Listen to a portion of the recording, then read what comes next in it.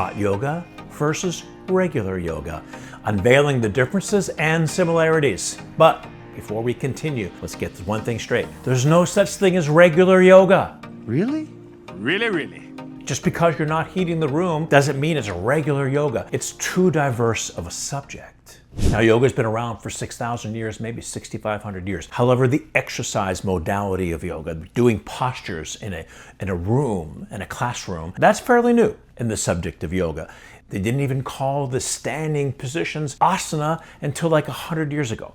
But even over the last 100 years, there's still so many different styles of yoga, like there are different styles or different versions of martial arts, like there are different versions of dance. You can take a ballet classical dance class. You could take a jazz dance class. You could take a country line dance class. You could take a tap dance class. They're so different. They still fall under the umbrella of dance. Yoga can be that diverse and that different. That's important to know. There's no such thing as traditional or regular yoga, especially when it comes to the exercise version of what's appropriately called hatha yoga. Before we continue on, if you're new to the channel, please consider subscribing, hit the notification bell. Any questions or comments, put them down below. I'm happy to get back to you. So if there's no such thing as regular yoga, why am I making this video? I'm comparing hot yoga to other styles of yoga. I said regular yoga on the YouTube title just to pique your curiosity. But let's talk about a very popular style of yoga that's not heated, Iyengar and Ashtanga. They fall under the umbrella of the Krishnamacharyans. Krishnamacharya was Iyengar and Pattabhi Jois's teacher. Pattabhi Jois is the one that created Ashtanga yoga. So let's talk about the differences between two very popular styles of yoga. Hot yoga, and I'm not just talking about heating the room, by the way. I'm talking about a style of yoga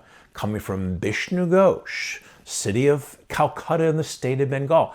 Bikram then brought this style of yoga to the West, to the United States in the 70s. So let's compare these two. The first obvious difference is the heat. We heat the room in hot yoga. Now, interestingly enough, Beryl Bender Birch, who's actually a friend of mine, I met her on the Yoga Journal circuit. She wrote a best-selling book back in the 90s called Power Yoga, and she's an Ashtanga yogi. And one of the first things she says in the book is to heat up the room. Now, she's not talking about heating up to 105 degrees, which is 40.5 degrees centigrade, like we do in the hot yoga world. I actually like it a little bit less than Bikram. I like it like 102 at the most. And when I do a vinyasa, 97, 98, because you're building up internal heat, but we still have it hot, even though it's vinyasa. But definitely heating the room is a big difference, but that's not the only difference. Let's talk about some other big differences you may not be aware of.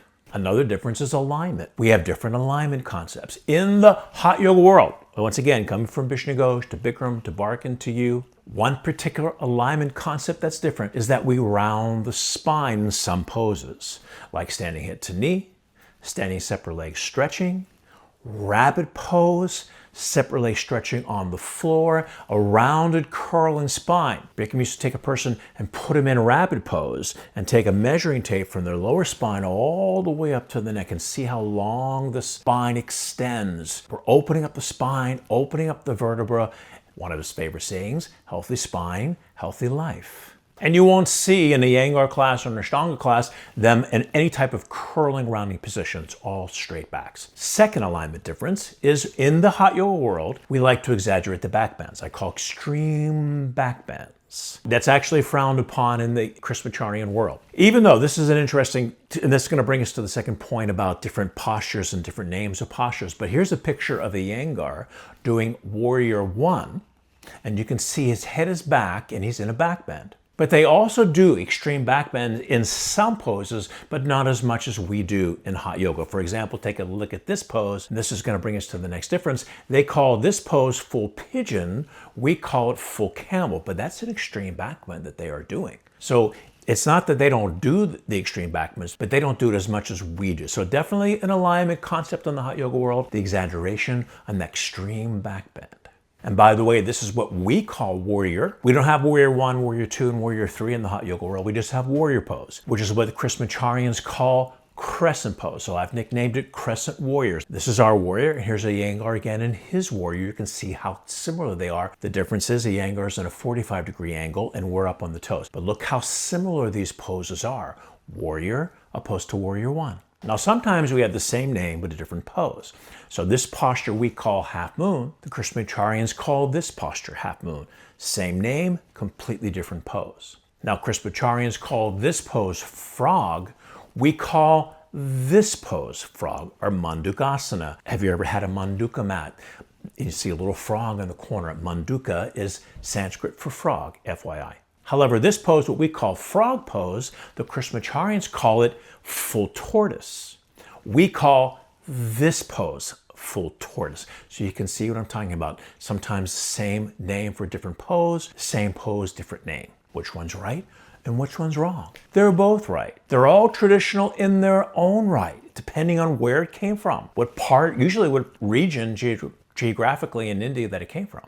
I've been doing a lot more posting on Instagram lately and on Facebook and of course on YouTube. And recently I had an Instagram reel that blew up, and that was on the tree pose, and people were writing in comments, this isn't tree pose, that's wrong. This is supposed to be tree pose. Or they said, and triangle, that's not triangle pose, that's extended angle pose. That's what we call triangle. You don't want to just get stuck in what you think because your teacher told you this is triangle, or your teacher told you this is tree pose. And different lineage, it could be a different name, it could be a different pose. Just understand the differences. And here's the interesting point. I met a lot of the top teachers over the time in the Krishnamacharyan world that taught Iyengar and Ashtanga and Vinyasa. The top teachers were actually fascinated by the differences. We even had a class once, there was 5 of us, or maybe 6 of us. I think it was Shiva Ray, and I don't know if she was there or not. It was Baron Baptiste for sure, Sean Corrin, Rodney Yee, and myself. We were actually showing each other postures that might have been unique to our lineage. And we were just fascinated. We all were sitting there. We were actually as a yoga journal cruise. We're up there on the top deck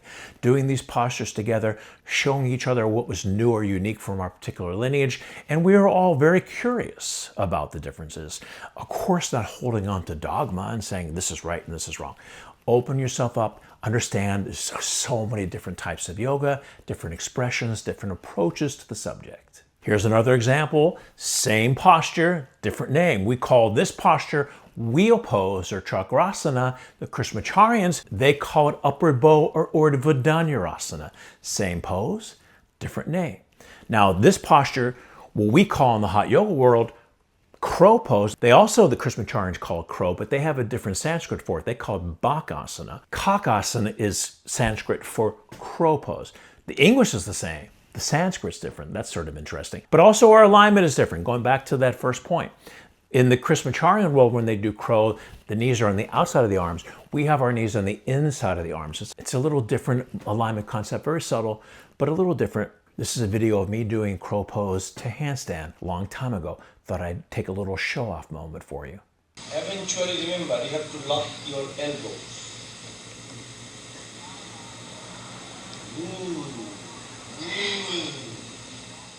So go back to that warrior pose with Iyengar. You can see the similarities between the two. We're not just completely different subjects of yoga. In fact, here's a really interesting similarity. Krishnamacharya, once again, he was the teacher of Iyengar, Pattabhi Jois, which is Ashtanga yoga. A lot of the Vinyasa styles come from the Ashtanga tradition. Krishnamacharya, his yoga studio back in all the way down in the south in India and Mysore was adjacent to a gymnasium. So Krishnamacharya was very much influenced by modern day gymnastics. A lot of the jump throughs, the jump backs, the arm balancing came from the gymnastics background. Now, thousands of miles or kilometers away up in the north, in the state of Bengal, the city of Calcutta, Vishnu Ghosh taught gymnastics. He also was influenced by a very famous exercise teacher named J.P. Mueller, who is Danish. In fact, I was just in Iceland last year, and I'm going again next month. There's a J.P. Mueller exercise park near Selfoss, Iceland. But Vishnu Ghosh was inspired by J.P. Mueller, by modern day gymnastics, by the Chinese acrobats. So a lot of the standing poses, the very athletic positions that we do, like standing bow, was influenced by gymnastics and modern day athletics. It's definitely not traditional yoga asana. The traditional yoga asanas were seated postures. So which one is right for you? Now, obviously, if you don't like the heat, you're not going to like hot yoga. Some people just don't want to be in a heated room. However, on the other side of that coin, people that are into hot yoga become addicted to the heat. We can go much further in the pose. The high that you receive after the class is extraordinary. I mean, and also in the non-hot yoga world as well. But the heat actually releases the toxins and poisons in the body, opens you up in a very intense way. Hot yoga can be extremely addicting. Obviously, I've been doing it for 45 years. what yoga is right for you. Forget about the heat for a second. You want to try different yoga classes. Then my suggestion is to stick to a class that works for you, that resonates for you. Bikram's favorite saying was, jack of all trades, master of none. If you keep going from one style to the next, to the next, to the next, you're not really having time to master a particular craft, master a particular approach. That doesn't mean you have to stay there for the rest of your life. Almost halfway through my career, when I went on the yoga journal circuit and I was inspired by the teachers from the Krishnamacharya movement, I love the vinyasa format. So for me, I started to explore vinyasa and now created my own Barkan method hot vinyasa class.